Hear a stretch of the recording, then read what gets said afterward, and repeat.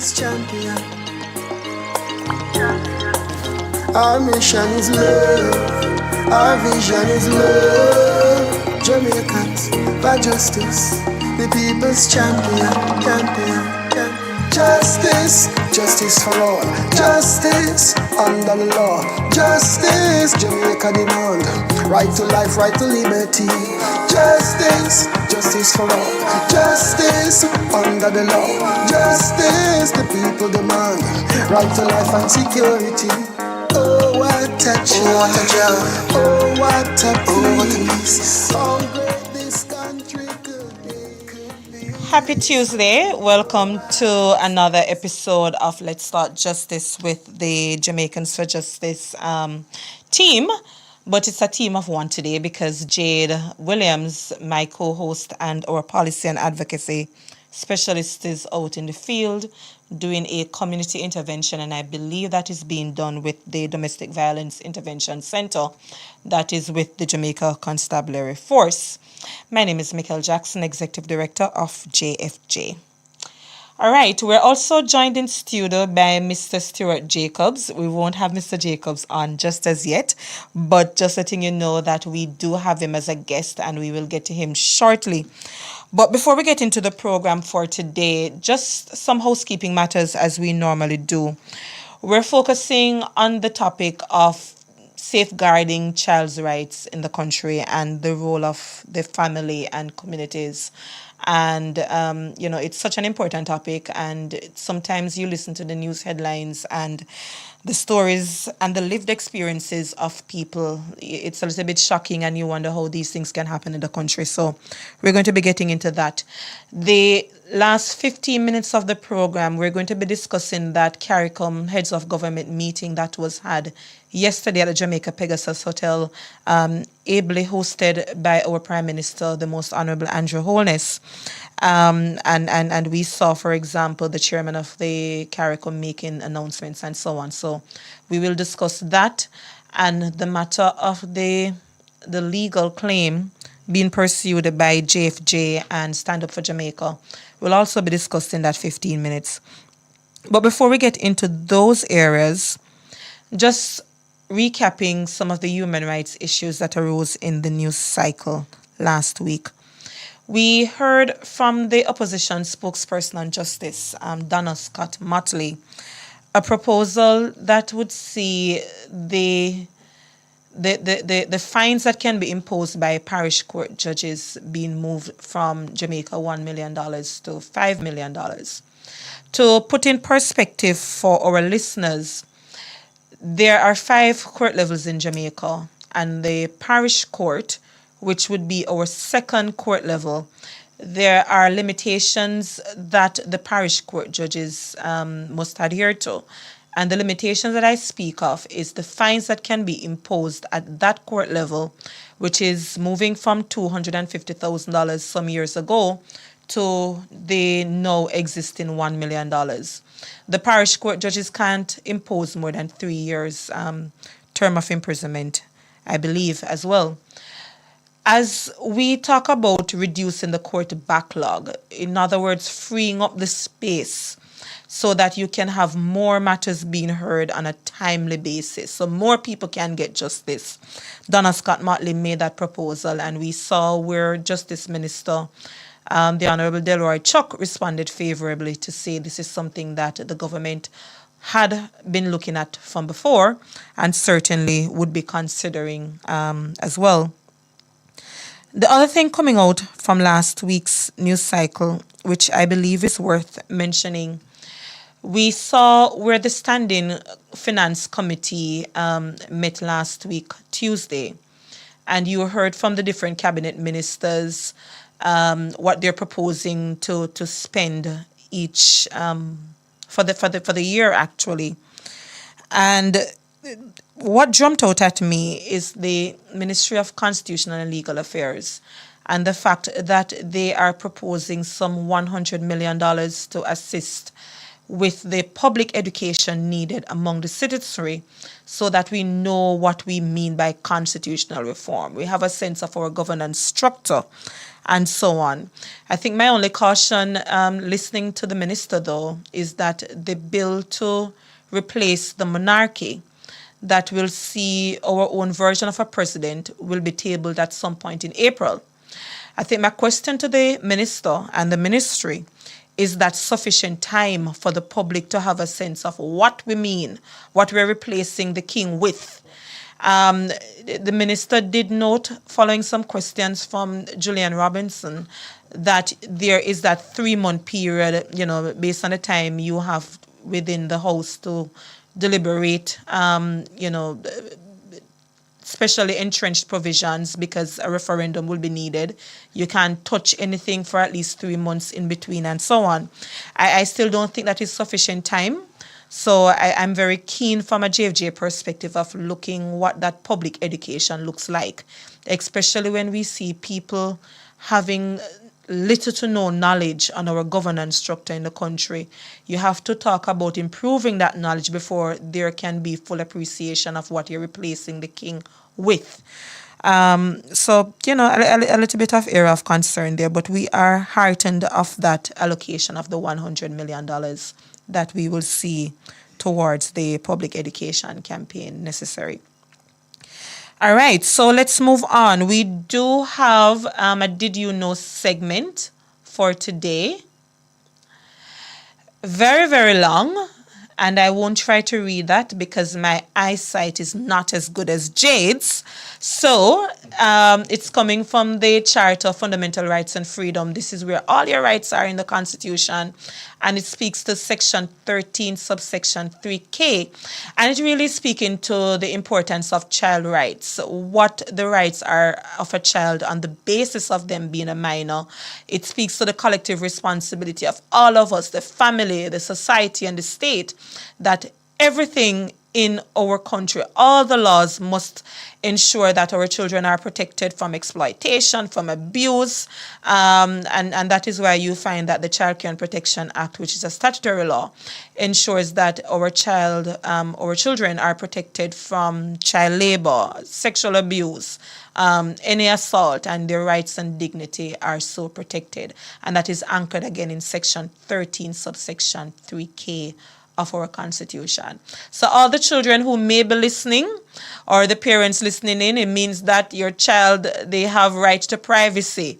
So you just don't come and bust open the bedroom door on them. We should ensure that we safeguard them as best as possible. And if my son were listening, he would say, yes, mommy, at least that is one right that you ensure that you respect. So I'm one of those parents, I knock on the child's door before I enter. My mother doesn't to this day. All right. The trivia for today. I can read that. That's a little bit bigger on the screen.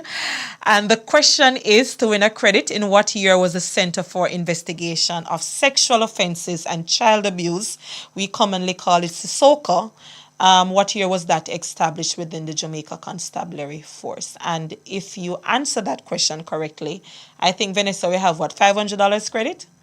Not 1,000, just 5. Okay. All right, let's get into the meat of the matter for today's discussion.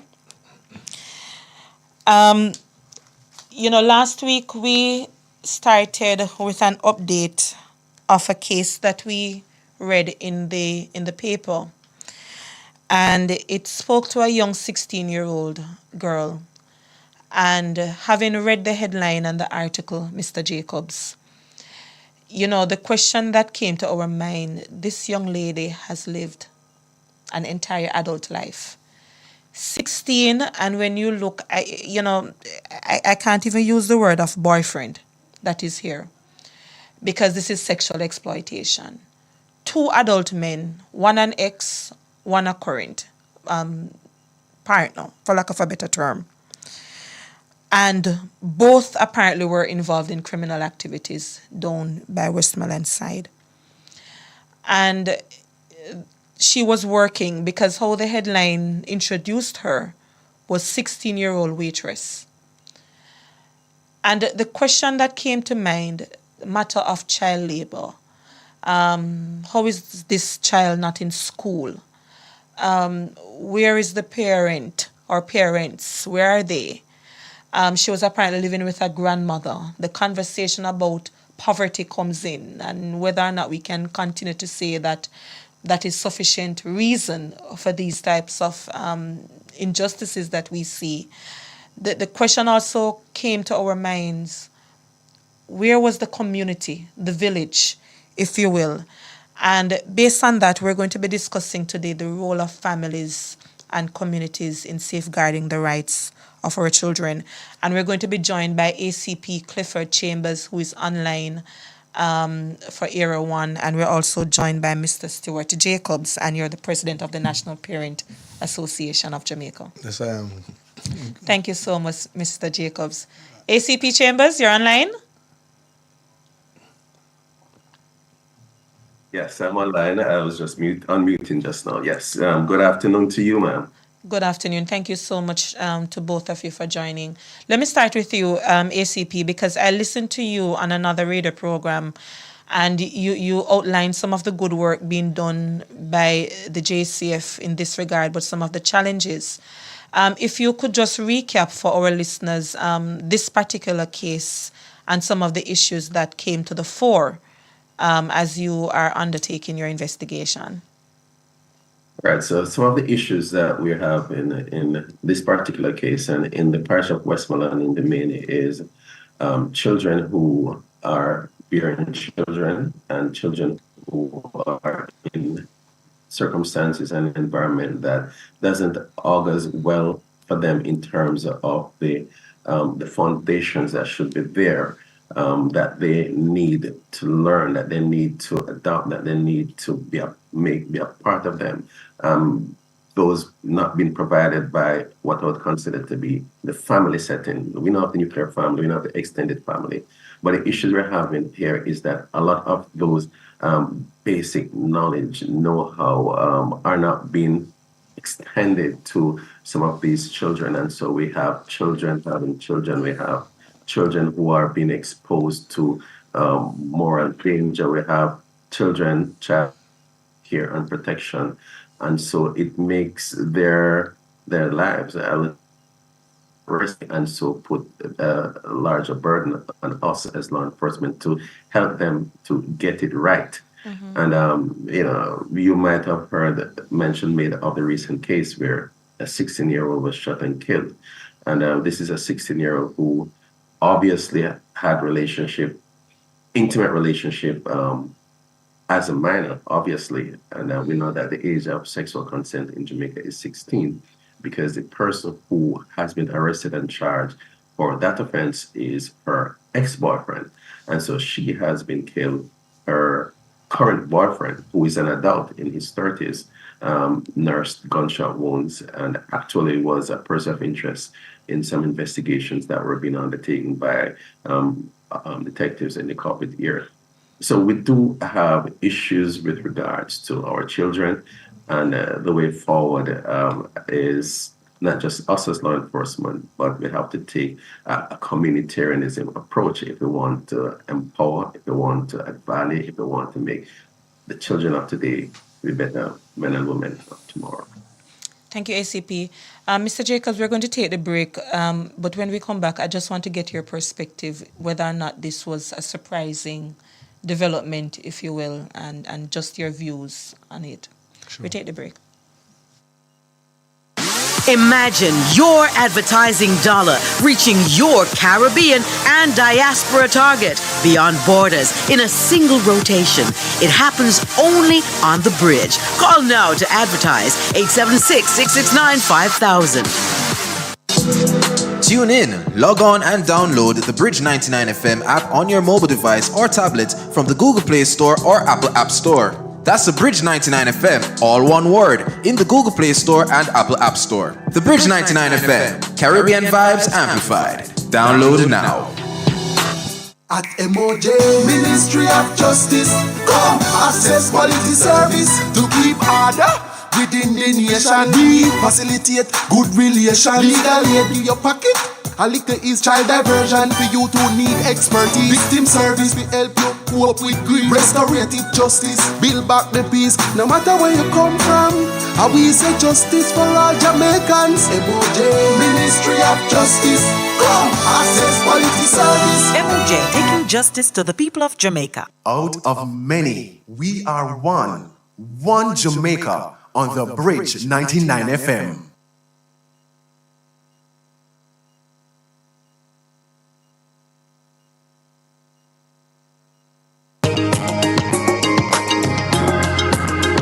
The people's champion. Our mission is love. Our vision is love. Jamaicans for justice. The people's champion. Justice, justice for all. Justice under the law. Justice, Jamaica demand. Right to life, right to liberty. Welcome back to Let's Start Justice. We are discussing the topic of safeguarding the rights of our children and specifically the role of families and communities in that process. How can we help law enforcement a little bit more to ensure that as they execute their duties, a holistic approach is taken? We have with us ACP Clifford Chambers and Mr. Stuart Jacobs. Mr. Jacobs, just listening to what ACP said and this particular development, what were your initial reactions, if you will, and your perspective? First of all, good afternoon, Michaela. Good afternoon to all the listeners of Bridge 99 FM, and to ACP Chambers on the other line. And let me extend also good afternoon to all the parents of Jamaica. Listening to learning of the news of that 16-year-old, it's heart-rendering. It goes very deep to the soul of a sorrow point. But I want to take us to the family and / community. There are three types of births in Jamaica, children being born. One planned for, one that was not planned for, but the planning continues, and one that was unplanned for, and the planning stopped. That 16-year-old, I think, fall in the latter. Because our society, as it is, we have been shackled by some cultural norms. And some of the cultural norms that we have been shackled with have somewhat dissipated. It has gone thin. And that is the extended village. When I was growing up in a what is considered a garrison ghetto community in Jamaica, although it was as it was kind, but every adult looked out for me, and my mother looked out for every other child. That very same community is no longer like that, because the adult male is preying on that 14-year-old girl, and that same adult female, she's also preying on a 16-year-old boy. And what happens that child grow up so quickly into creating for themselves their own little family, their own little picket fence, as it were, not being exposed, not being anywhere at all understanding of what adulthood is. And so adulthood, or the behaviors or the norms of being an adult, is forced on that child. And so the gap of being a child growing up is gone. And so when you have somebody who's untrained to be an adult, comes into an adult world, then there's going to be the playing around, the playing the games, and some of it is for survival, because there was never any love. There was never any attraction. And then there is this male ego in our society that is so high, that is beyond themselves, that if a woman, even if she's younger than the way out of the age group, should have an extra affair somewhere, the jealousy is so enraged that it brings out this type of violence. Because it's not that he feels that the woman has left him, but also that the man who has done it has dissed him, has disrespected him. And so there's a subculture within that obvious culture that is there. Yes. And it takes away the justice of what a child in Jamaica ought to be, because there's no, the lines of demarcations are just not there. They're there, but they're covered, they're camouflaged in what is considered. Do we reverse some of the curriculum that we have instead of trying so hard to pass the PEP and trying so hard to pass the CXE and the GSAT and all of those things, those exams, those external exams, but to start to teach children what their rights are, and to teach that adult what the rights of the child is, so they do not infringe on it. Let us play devil's advocate. They never know. They didn't know. Oh, she's the age of 16, so the consent is there. You can't arrest me for it. But there is a way in which this, when you coerce this child, because 16-year-old for me is still a child. Well, by law, yes. Well, it's still a child. Yeah. So don't tell me about the age of consent. And I think something should be done about that too, to further define what is consent. And to define who determines the consent. And to determine also how you go about the consenting, and if there's such a word, deconsenting. I no longer want to have anything to do with you. I want to move on. You go left, I go right. You don't impose on me in a violent way. And so education, I think, is where it begins, and it has to begin from the pre-primary level, where like in some jurisdictions I know that they speak about their constitution with such pride, and they quote it line by line, clause by clause, section by section, and it is able to be applied in what they are saying. I want you to hold that thought, because I think one of the questions I want to pose to you, Mr. Jacobs, what is age appropriate in a society where our sense of what should be taught to children differs a little? Don't even tell me it's 21. No joke. ACP, we were conducting a research here at JFJ on the attitudes and perception towards rape in Jamaica. We need to publish those findings quickly. But ACP, when we were down by Trelawney, St. Anne, St. James side, a couple of things jumped out at us. When we asked this question about age of consent, there were different views that it should remain at 16, go up to 18. We anticipated that. But down in the rural communities, several women especially said it should be reduced from 16. And when we probed the why, they said because the girl child is already so bad and trying to catch the big man, then you should ensure that the big man is protected from these children, the girl child who want to catch them and entrap them. So the law should protect these men by reducing the age of consent. So there seems to be something unique happening down that side. So just generally speaking, what is your data saying on the ground regarding rape and matters involving children? You touched on it a little bit earlier, but if you could delve a little bit deeper in terms of what your data is saying and some of the situation happening down there.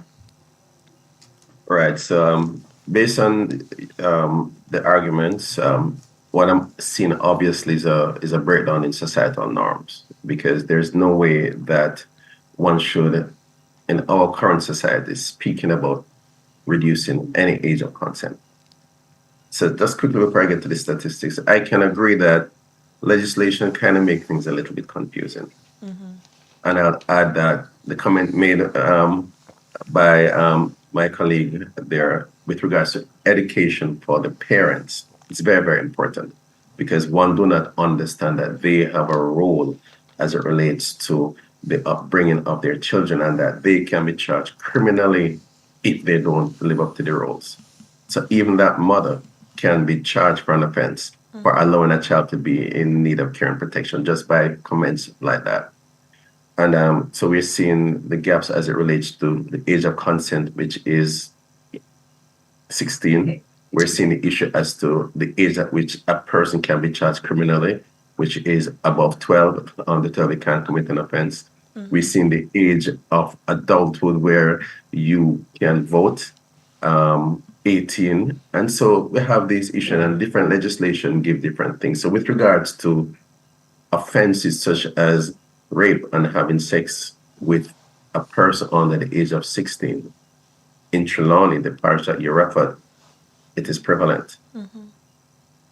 Encouragingly so, however, is that Trelawney boasts a clear-up rate with those crimes. It's in the 90s, so almost all those offenses, once they're reported, they're cleared.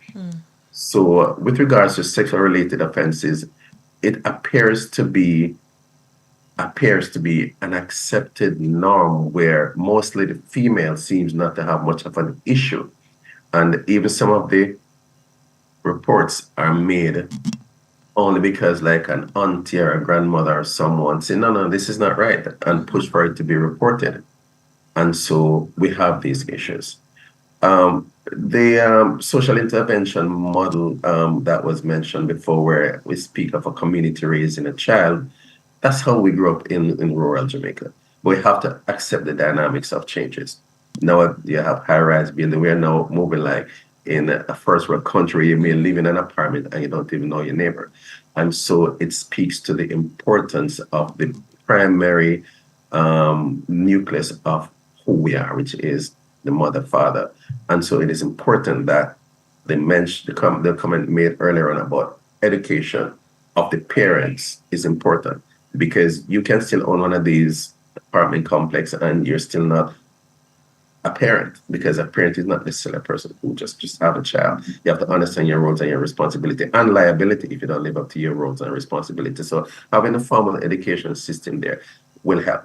But we look at sexual-related offenses, but it is far more than that. Last year, over 100 children have been murdered.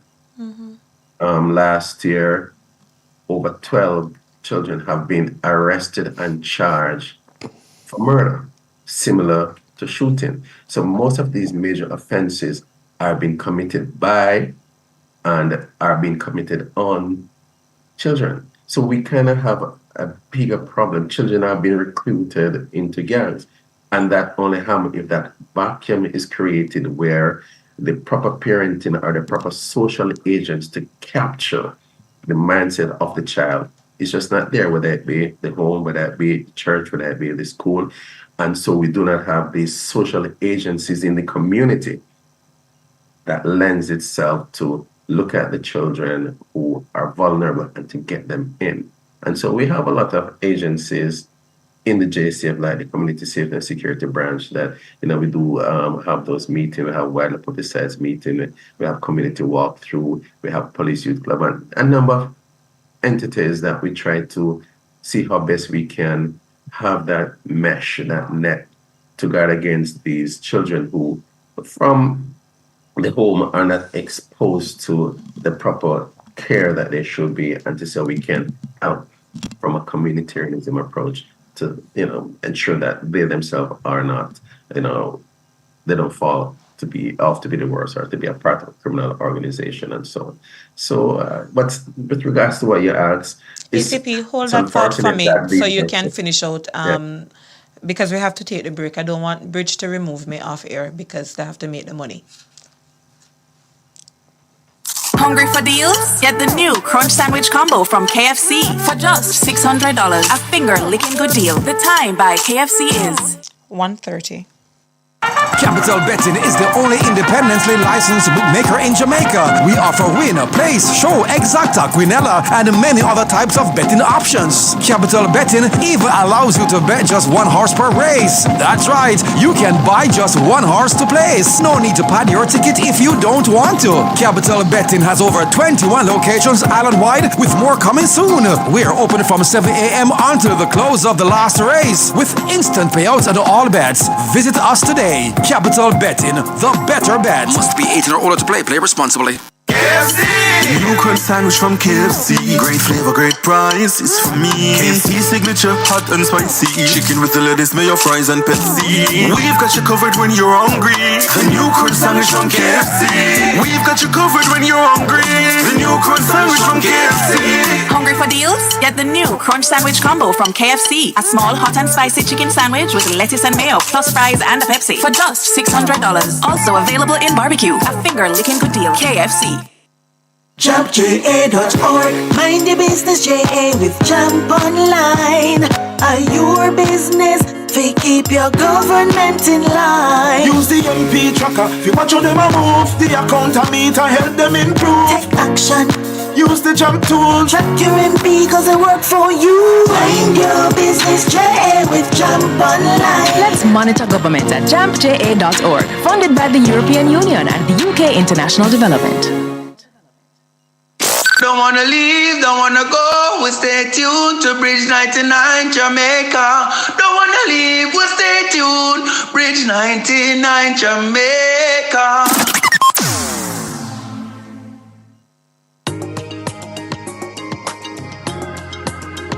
The people's champion. Our mission is love. Our vision is love. Jamaicans, for justice, the people's champion. Welcome back to Let's Talk Justice. We're talking safeguarding child rights, roles of families and communities, and we're joined by ACP Clifford Chambers as well as Mr. Stuart Jacobs. ACP, let me just allow you to finish the thought as you were responding to the question asked before the break. In closing, I was appalled at the research because we are aware of it on the ground as well, and it is one of the initiatives that the Community Safety and Security Formation of the GSF is tackling head on in going into these communities and educate, advise, and empower these children and as also these parents where we observe gaps like this happening. So we're doing the work, and we just trust and hope that the message will be accepted and that learning will take place. And so we can have, better thought processes in these children, these mothers, these girls going forward. Yes. Before you leave, ACP, I have one more question for you. But from your side, Mr. Jacobs, what do you see as some of the interventions necessary that must be done and perhaps currently being undertaken? Deep dive into the education part of it. I have some testimonies. I also think one way of intervening is to use the churches. When I say churches here, I mean especially the established churches that owns and operates the schools. Yes. So we're talking about the deep traditional churches that have a particular message of human, not proselytizing, not hell and heaven, not that type of preaching. One that teaches about community development and character building and soul searching from a humanistic way and community. I think the churches have a lot to offer, and if they are used properly, they will certainly be one of the advocacies for this, the avenue in which we can use it. Another is we have some very talented singers and DJ artists in the country. Get them together, sit them down, give them some good lyrics with a good music bed, and let them do the same way how they can have our children listening to that type of message. We can get them to listen to this type of message. Yes. and so we can use that. And I think also the curriculum could be shaped and formed a bit where it is compulsory, it is deliberate, that some of these things are taught in schools. And then to isolate parents into different groups and service clubs, and again the churches to teach it some more. Ask the preachers to preach it from the pulpit. Yeah, ask them. Yeah.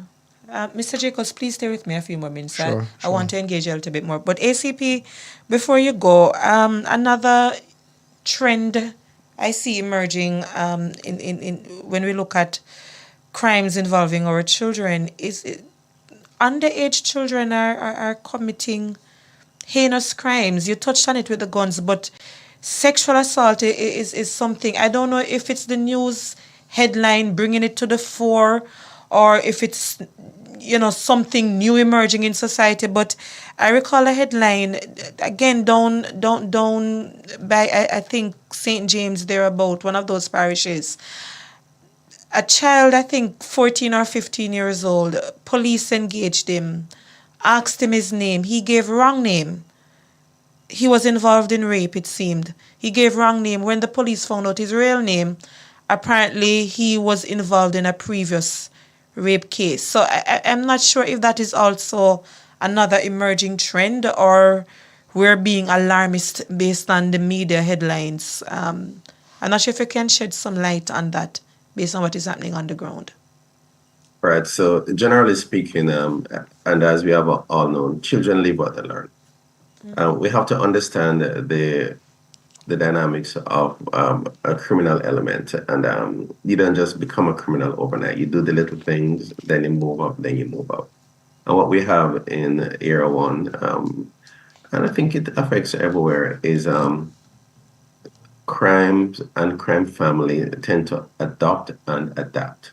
So a child that, for example, that is a part of, whether it be an extended family or a grouping of persons who care and provide care and guardianship for the child will adapt based on what they live, what they see, what they observe, and what they learn.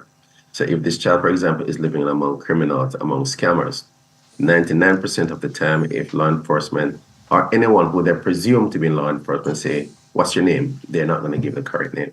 They're not going to give their correct address because it is a means through which they survive, if you will, by being anonymous. Most of the times they do not have ID on themselves, and so it is hard for police to discern exactly who they are until you do the necessary processing and so on. So it is the environment that create, that edify, that advise, and that cultured some of these children into who they are.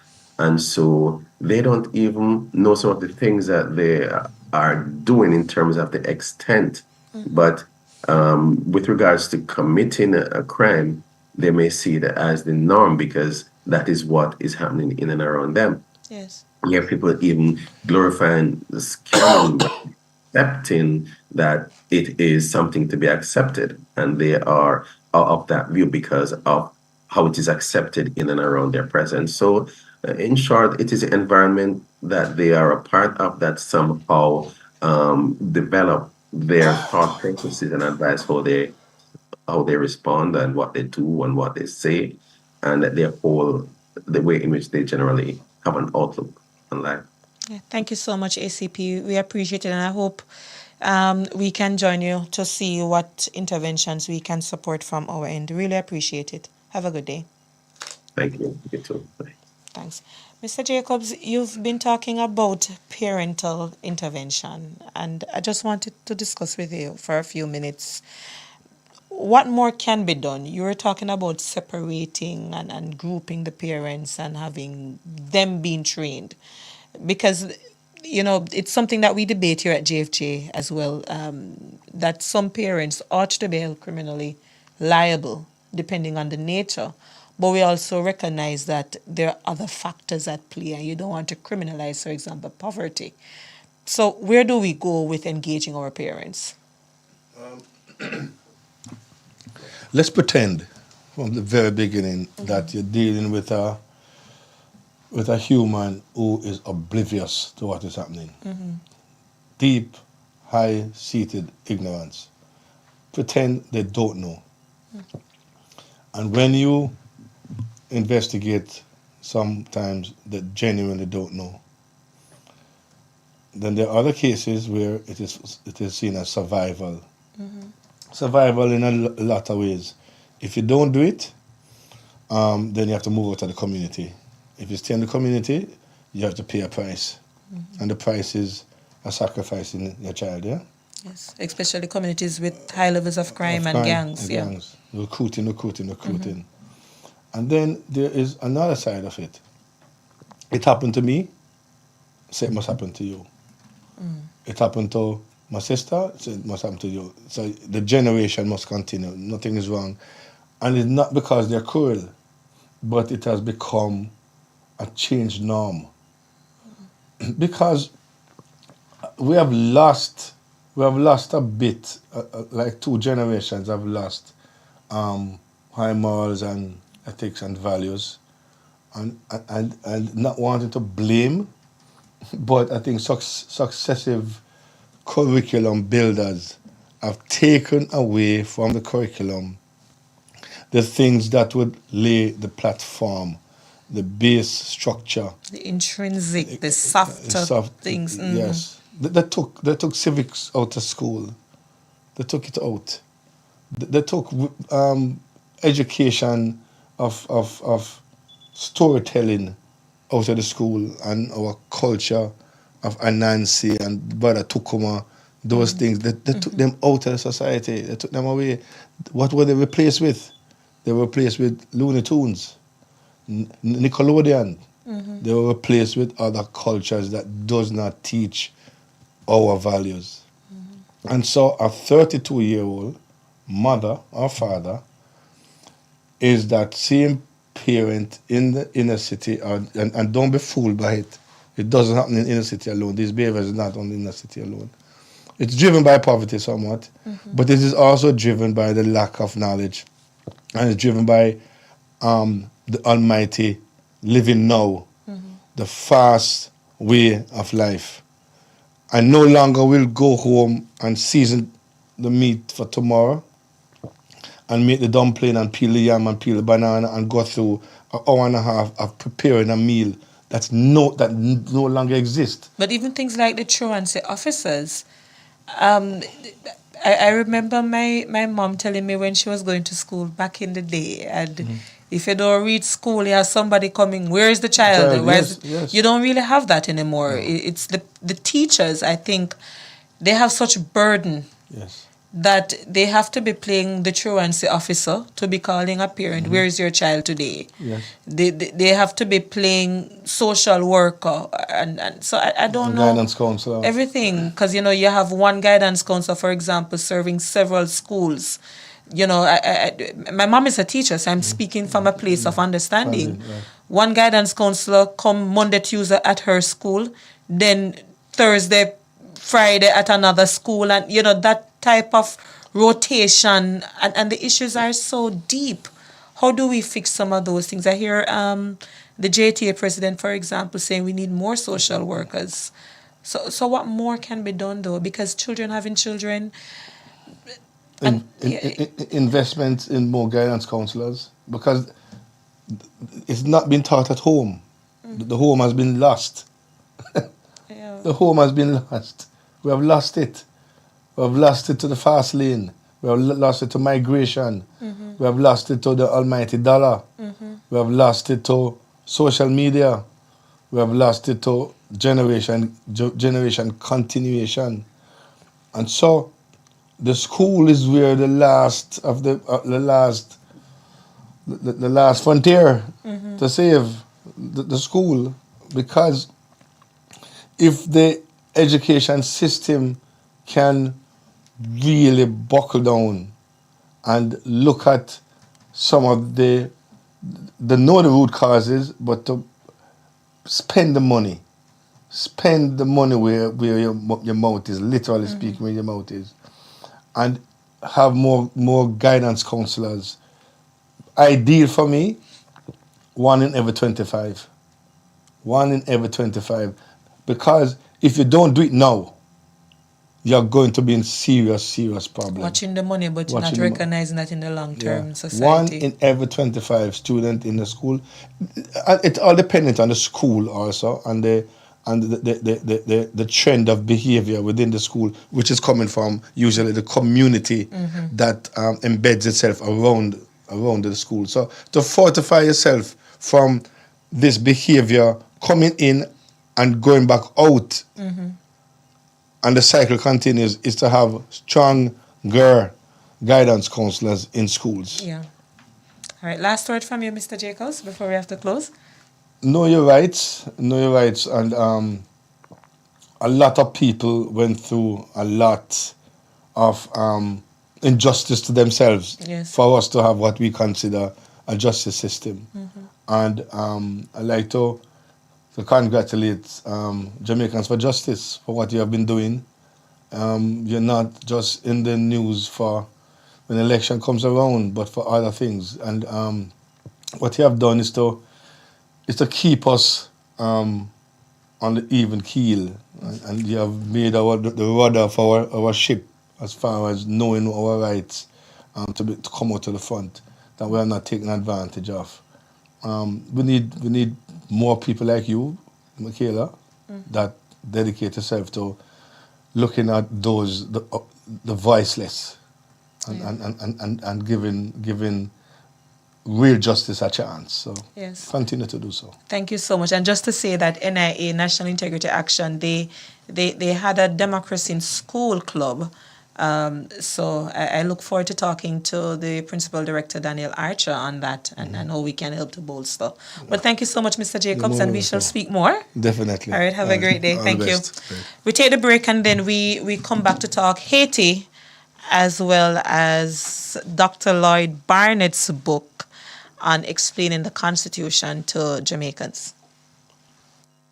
Hi, I'm Ronald Thwaites, and I'm the host of The Public Eye and The Open Mind on The Bridge 99 and Irie Jam in the tri-state area. This program will tell you the truth about life back a yard. Fair, open talk, no gossip, no slander. We want to listen to your concerns, also want to help you with your problems in JA. We at The Bridge rate you and affirm our oneness as citizens of this blessed land we love. So join us now on Wednesdays on The Bridge, crossing the waters, linking Jamaicans and Jamaican lovers everywhere.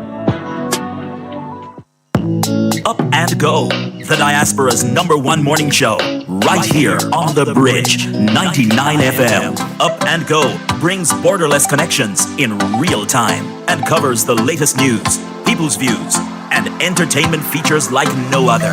Wake up with us. We've got you covered. 6 a.m. to 10 a.m. We give you more in the morning, right here on The Bridge 99 FM.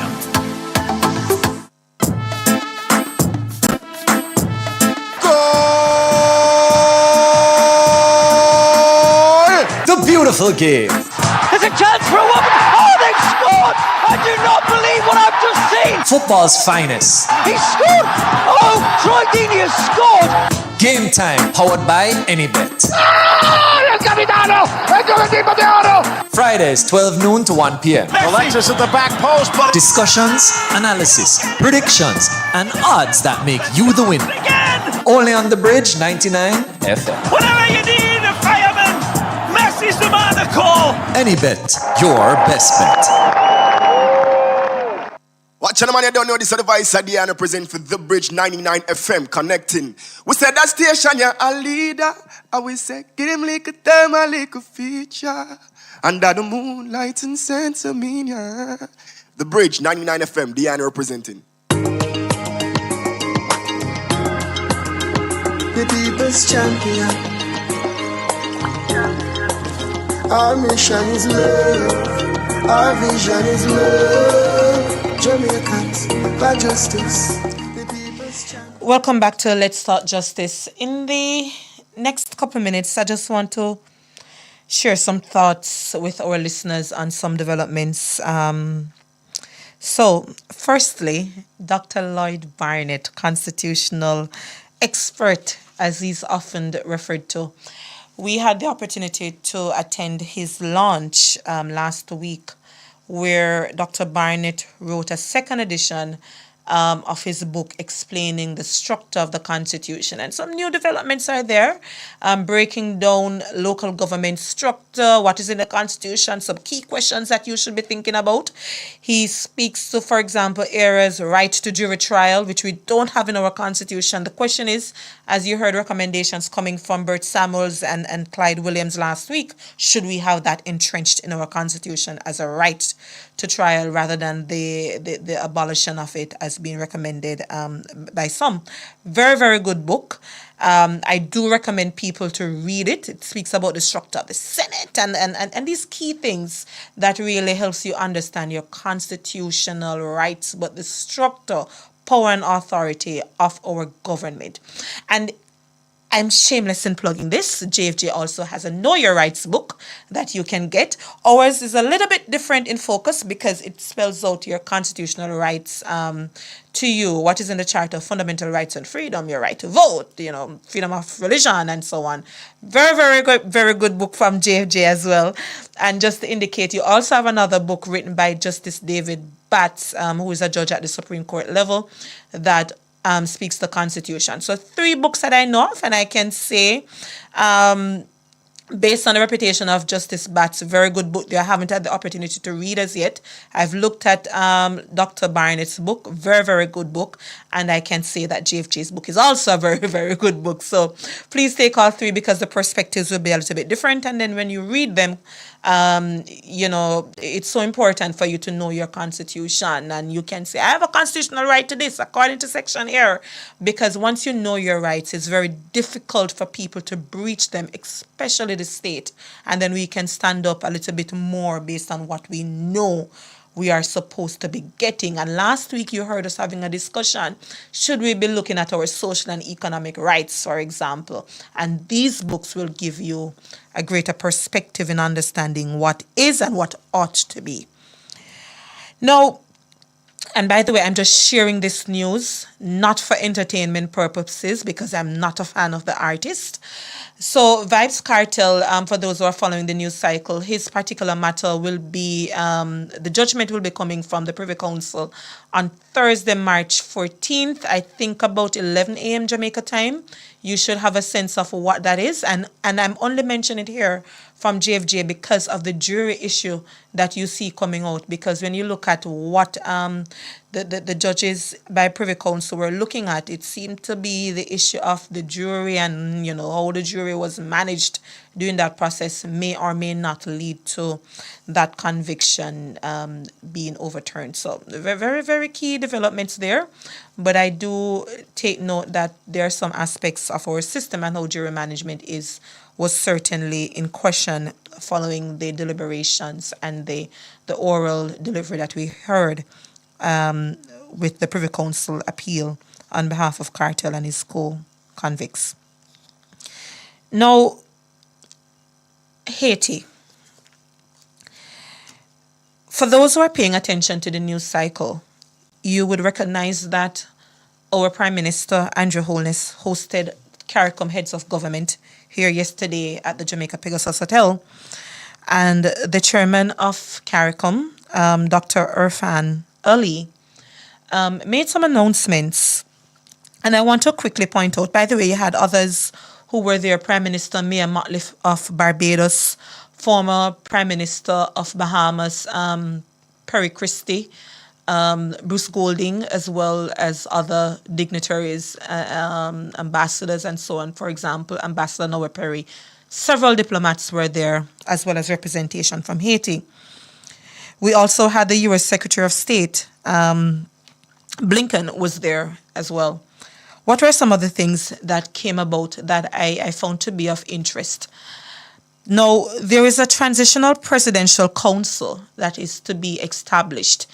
And basically, it would act as a sort of interim cabinet to ensure that Haiti goes through a process of having an election very soon in the country. And I think it would be remiss of me not to indicate that Prime Minister Ariel Henry has since resigned as Prime Minister of Haiti, and you know that his position was of question in terms of a legitimate government following the assassination before.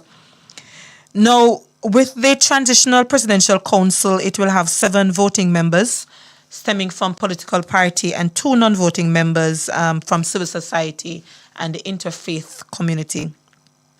Also of interest is that the United States will be offering some more funds, $133 million more. $100 million will assist Haiti in broader security and so on. And then $33 million focusing more on humanitarian aid through food and other supplies necessary. Why is Haiti of concern for us? I want to put in perspective that Haiti is a CARICOM member. Jamaica is a part of the Caribbean single market and economy. Here, us talking about full free movement of our nationals across the different CARICOM countries.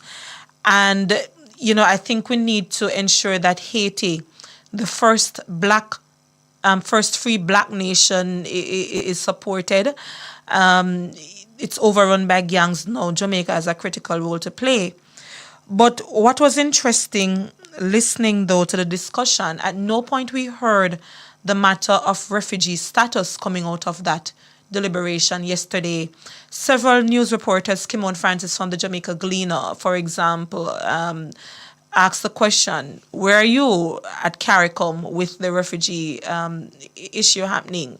Why are we just automatically denying Haitians any due process whatsoever based on international law, based on Jamaica's own refugee policy? And, I listened to Dr. Ali answer the question, and his response was, let us focus on stabilizing Haiti first. And with the greatest of respect to the CARICOM heads of government, stabilizing Haiti must be of utmost importance. However, CARICOM has a duty to ensure that they respect refugee laws, the policies that they themselves have signed on to. And with that, at the very least, you should ensure that you are processing people with a rights-based approach. And I think it is also important to note here that Melania Lane, the attorney at law who has been at the forefront of this discussion, has filed an appeal for the 37 Haitian migrants with the Minister of National Security. And the appeal process is fraught with problems because you're appealing to the Minister of National Security who at first denied, refugee and asylum claims to the 37 Haitian migrants. So, much to digress and digest, if you will. But we keep asking CARICOM to fulfill what the principles of CARICOM envisioned. You do not adhere to what you have signed on to when things are hunky-dory. We have to ensure that while we practice economic pragmatism based on the size of your population and so on, at the very least, the rights of our Haitian neighbors ought to be respected, ought to be maintained. And we support Attorney at Law Melanie in her quest of advocating for the rights of our Haitian neighbors.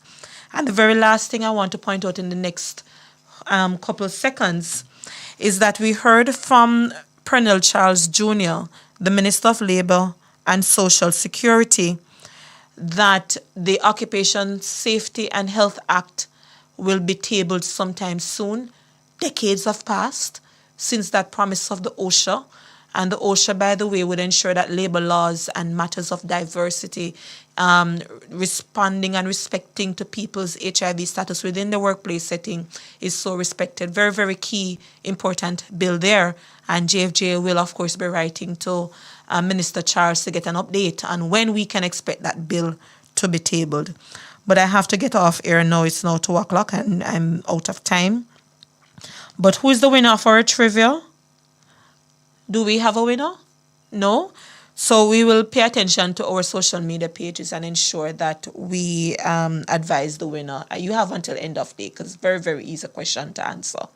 But anyway, that was Let's Start Justice. Next week, we will be on air. I won't be here next week. It will just be Jade alone. But thank you so much for tuning in. We appreciate your listenership always. And keep on bigging up the show as well as Bridge 99 for hosting us. Have a good Tuesday.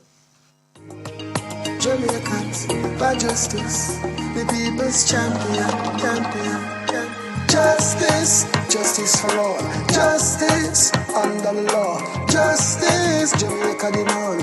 Right to life, right to liberty. Out of many we are one in a Jamaica. Make it a better place for the boys and girls. Created equal by the creator. For equal rights and opportunities. No to unlawful detention and police brutalization. Class, gender, race or religion. We not tolerate discrimination. To join the fight against injustice, contact us at 755-4524 or JamaicансForJustice.org. The people's champion.